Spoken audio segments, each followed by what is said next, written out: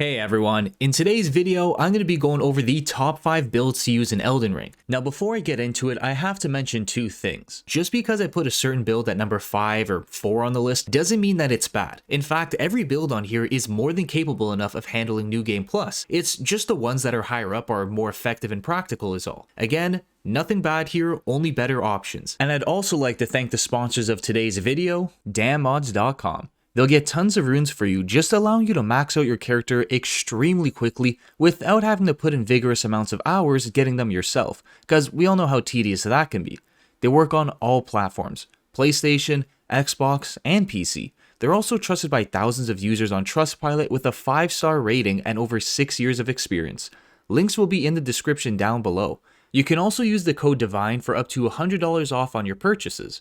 Again, thanks DamnMods for sponsoring the video. And with that said, let's get into it. Coming in at number 5, we have tank builds, and I know, a lot of people don't like these, but you can't deny their effectiveness against almost every enemy in the game, including bosses. The playstyle may be boring, but it works. You're able to absorb so much damage like it's nothing and throw it right back. Even with the latest nerfs to Great Shields, they still make for a solid option to pick. If you play with friends or spirit summonings, it only gets better, because you just face tank all of the damage, distracting whoever, while your teammates get free hits off. Not to mention, you can apply different status effects like freeze, bleed, poison, and rot very easily because you're just constantly hitting your target at the same time. This makes using Grease or Ashes of War that buff the weapon's basic attacks a lot more desirable, and there's quite a few to choose from, so you're always going to have tons of options for different situations. With that said, let's look at some of its negatives. Now, I'm not going to count it being a boring playstyle, but if you guys want to add that into your personal reason, I find that very acceptable. Anyways, the first issue with this is it kind of takes a long time to kill enemies in general. Don't get me wrong, it'll take them down, it's just going to take double or triple the time because when you're turtling behind your shield, your damage takes a huge dip, which is why it's good to pair this up with a status effect. Secondly, if you end up fighting bosses or people in PvP that use status effects or elemental types of damage, the shield isn't going to block all of it. Yes, it reduces it by a ton, but the way you would wear down your opponent, they would do the same thing back to you. And if you end up being guard broken, which I will admit isn't very often, you are fully open to take whatever hit you have coming towards you. Lastly, with these kinds of builds is you aren't protected from the side. So when you're fighting multiple targets, you really have to make sure they stay in front of you or take out one of them as fast as possible. If you enjoy a really safe playstyle with little difficulty and also want to have more of an RPG element when playing with friends, sure, use this kind of build. You'll get through the entire game stress-free. But if you want something that's a lot more fun, flashy, and can also take out really strong enemies easily, you'll definitely want to try out number 4 on the list, lightning builds. Unlike tank setups, you usually try to fight from a distance, and on top of this, you do a lot more damage as well. You can either go the Faith route that has quite a few different incantations to choose from, with one of them being the hardest hitting attack in the game. Or you could go the Bolt of Grandsax route, which is one of the best weapons you could get. Either one works really well. With the incantations, a lot of them have a wide area of effect, so it makes it really easy to land on targets, and sometimes if they're big enough, it can hit them twice for even more damage. The best example of this is Ancient Dragon's Lightning Strike. It's got the potential to kill some of the toughest bosses in the game with just a few uses. Now, I said potential for a good reason, because when you use this, it's completely random if it's actually going to pay off or not. The bolts of lightning come down in different directions, and there's no way of aiming this, so you just get as close as you can and hope for the best, which is why this works really well against bigger targets, making it somewhat more consistent. Now, the only issues I had when using the other incantations is their damage isn't the best in comparison with the builds higher up. Not to say that it's bad, but you would definitely notice it taking a bit longer to get rid of the stronger guys in the game. You could say because they're so easy to land, that makes up for this a bit. However, there's another issue to lightning builds aside from the incantation's damage, and that's their weapons. Most of them either have an E, D, or C scaling, with very few having B, so that's not really ideal. They still come with a good amount of flat damage, so it's not the worst, but what makes it horrible is the fact that they scale with dexterity and not faith. You kind of have to choose whether you want to use incantations or weapons more, because if you try to level them both up to make them equally effective, you're gonna end up dumping a ton of levels in your character, or they're both just not going to be efficient. Whichever one you end up choosing is going to be really good because there isn't a bad option here. They both do tons of damage, it's just a matter of picking which one you want to focus more on. However, there is a build that covers this issue entirely, and that's got to be the number 3 setup on the list, pyro builds.